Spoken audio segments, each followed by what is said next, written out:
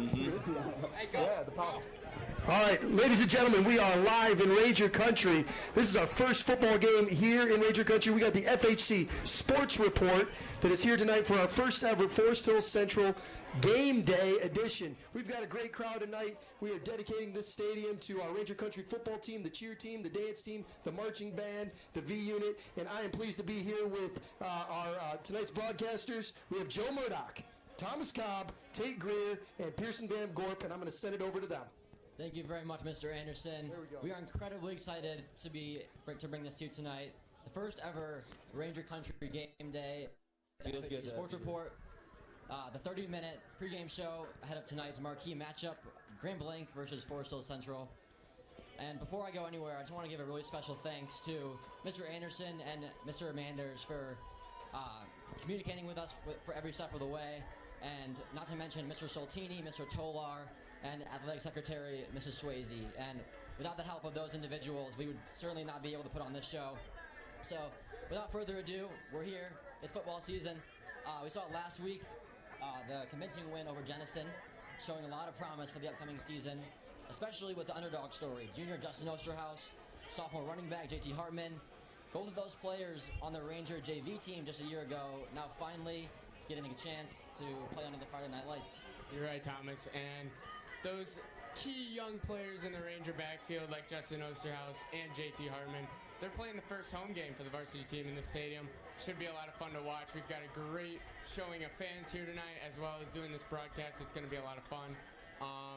But in terms, let's get down to business. The football game tonight, Justin Osterhaus starting at QB. Senior quarterback Hunter Robinson is not able to play tonight after having surgery last week. That's a real disadvantage for the Rangers, if you ask me. They are going to miss his arm. So that's what I'm looking for out of Justin Osterhaus tonight, is throwing the ball. Keeping the ball in the air.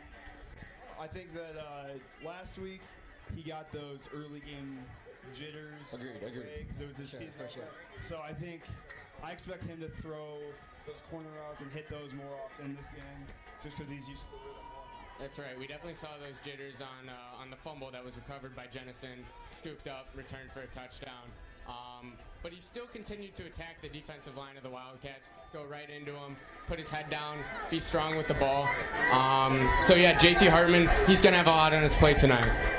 Young man, sophomore, going up against some older, much more mature, bigger, stronger Bobcats of Grand Blanc. And he's going to have to be strong with the ball and hold on to it tight. Well, speaking of tough times, this Ranger offensive line is in for a challenge tonight. Very stout defense from Grand Blanc. Their front seven is extremely disruptive in all aspects. They can just really get to the quarterback, Pierson. Yeah.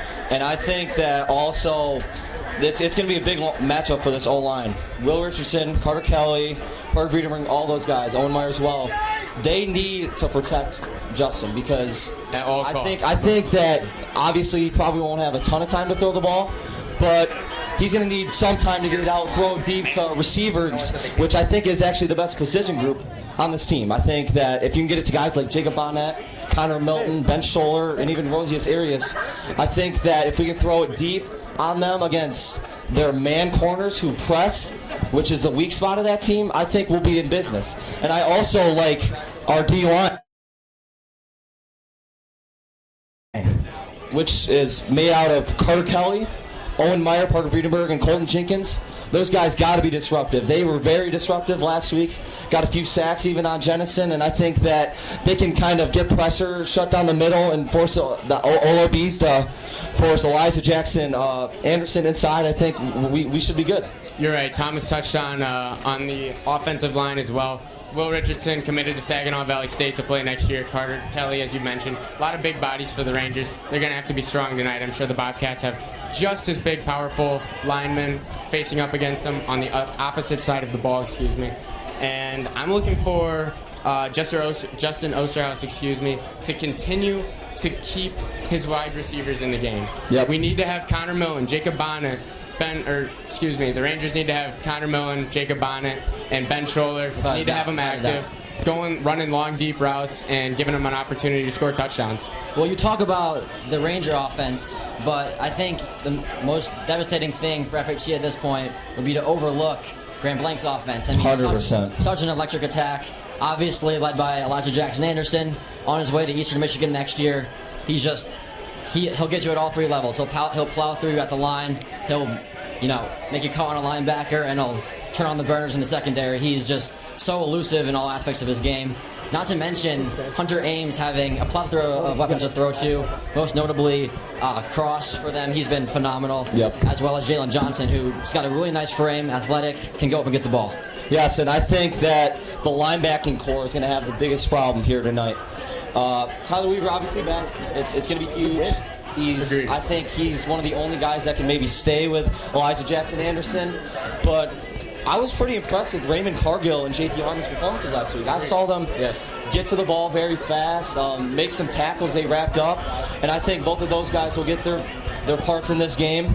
But I think the biggest need on defense is going to be the OLB. Connor Milton, Jack McNamara. They got to set the edge. They got to force Elijah Jackson Anderson inside, because most of his touchdowns were on powers and zooms across the field. So I think they got to force him inside, force him into that scary D-line. And if they can do that, I think we can really slow down the Eastern Michigan commit. Of course, and you mentioned Tyler Weaver being back. This is his first game of the season after not playing last week against Jenison. He is one of the strongest defenders for the Ranger defense. He's going to have a tough task at hand keeping Elijah Jackson in check. But I think he can do it personally. Yes. He's big, strong body. He goes in. He's very explosive. He's got the physique. Exactly. But mind you, Elijah Jackson is most certainly powerful. Very powerful very back. explosive. Very quick as well, 5'9". He can get through the line in a snap, and Tyler Weaver's going to have to be there to stop him right on the line. As is this Ranger defensive line. I mean, we saw it last week.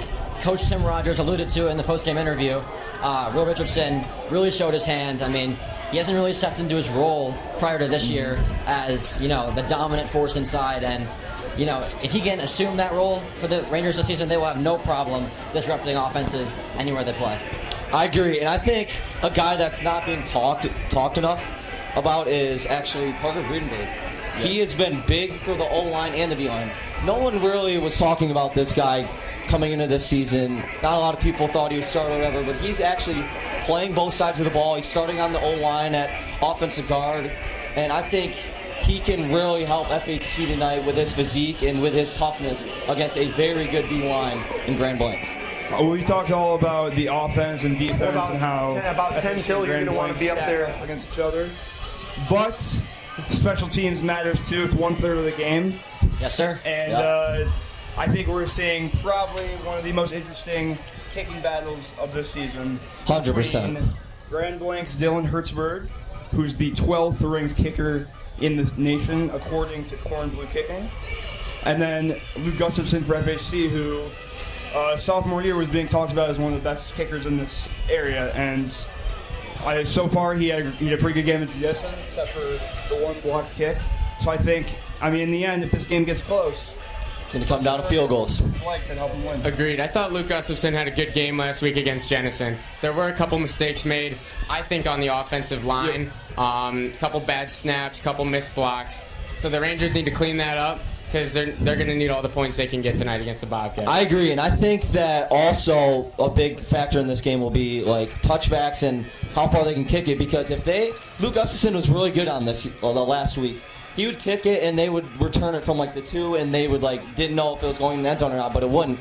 And it really benefited the field position battle between FHC and Jenison, so they'll need that tonight.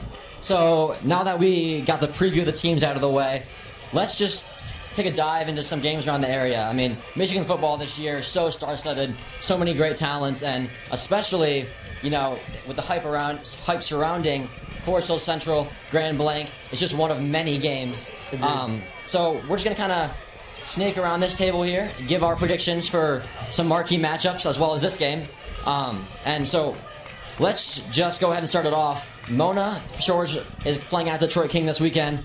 Mona ranked number 3 in the state, and according to them live rankings. Yes, and Detroit King ranked number 9 with their star quarterback. Yep, and he's very good, ranked as a 5-star on 24/7's Sports Composite.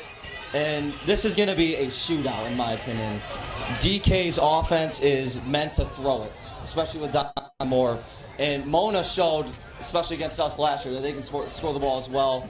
I know they lost Brady Rose, which was a huge piece, but I think they scored a lot of points against Lowell last week, and I think they can score a good amount of points here. But I like Detroit King a lot. I think Dante Moore is going to lead this offense, and I think Detroit King's going to get it done here. Agreed.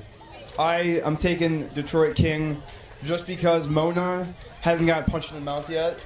They played Lowell their first game and not a quality opponent. I think Detroit King's going to give them a punch in the mouth they're not going to be ready for.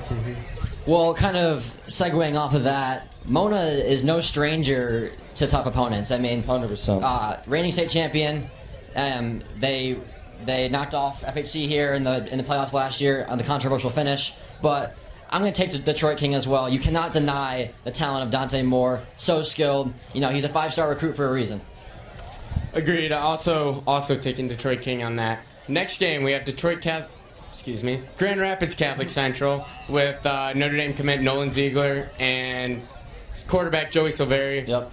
They're playing Maryville Andrea. Team from Indiana. Indiana. They were ranked 51st in the Indiana rankings last time we checked, so they could be a quality opponent for them. And I like CC a lot here. I think Nolan Ziegler showed last week that he can do it both defensively and offensively. He had 3 touchdowns at the big house. And Joey Servai, he has a large amount of talent. He almost went to an Elite 11 camp, which is some of the best QBs in the nation. So I feel that he's got the talent to lead this CC team to a state championship. I would agree with you. Cougars too, by the way. I think Cougars are going to beat them. Joey and Nolan have been throwing to each other since 2nd grade. It's like a piece of cake to them. Yep. Next on the list, we have Davidson at Detroit Catholic Central. Thomas? Well, Davidson has not gotten off to the start that they wanted to. Yep. They did drop their first game, but you know they enter the game favored. They're nine rankings higher according to MLive. So I'm actually going to take Davidson. I think that they're going to bounce back from next week. I agree. And Davidson, who is the former state runner-up from last year and the year before, they were state champs. So they know how to win football games. And both of these teams, like you said, just came off a loss.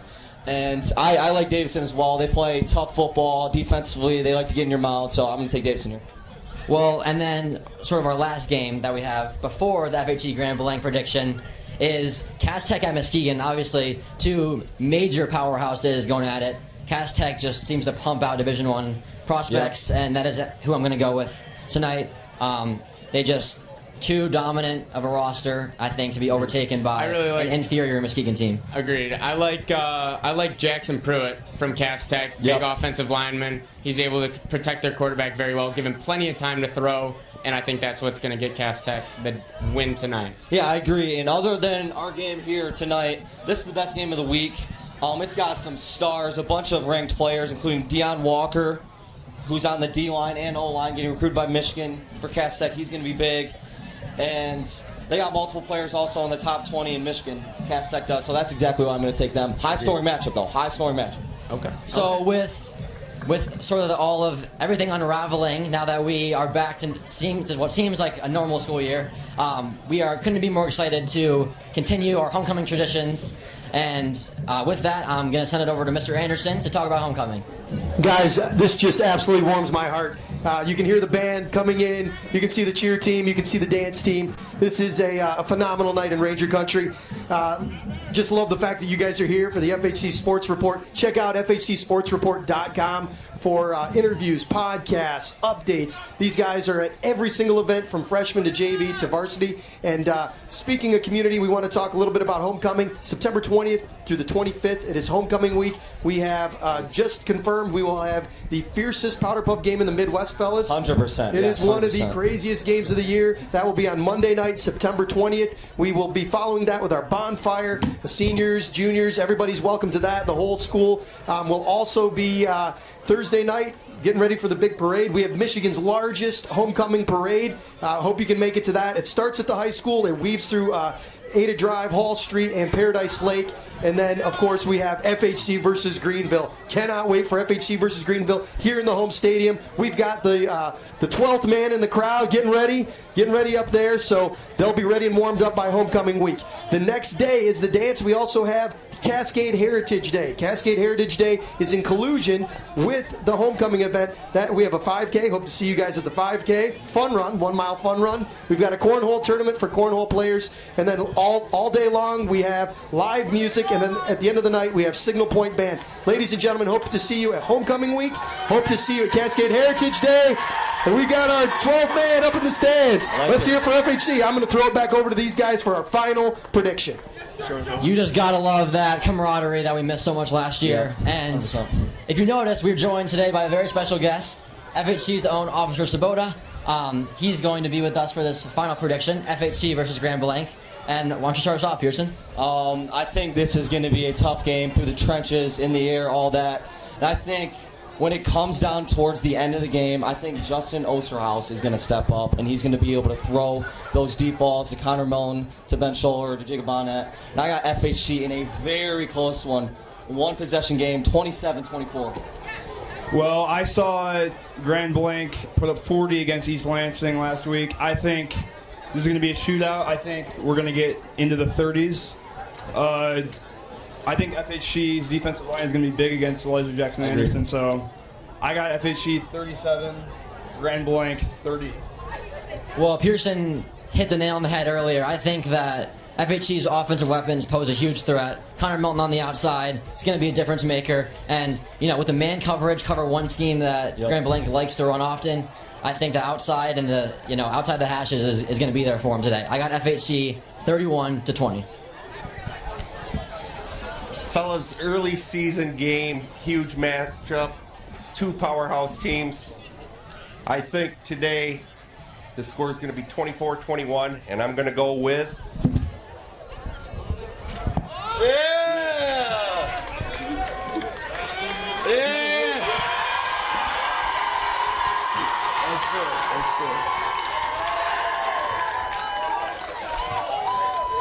That's